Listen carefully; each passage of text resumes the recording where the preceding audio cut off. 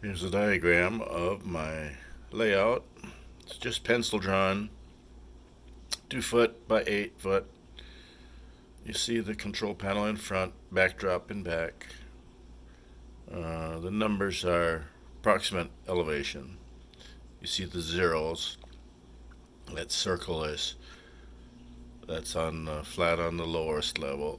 The one is the ones are going from level 1 to level 2, and from the lower to upper and so forth. And the 2, that's the upper level. It's a lot crammed into a 2 by 8 sheet, but it's been fun. So there you are. Thanks.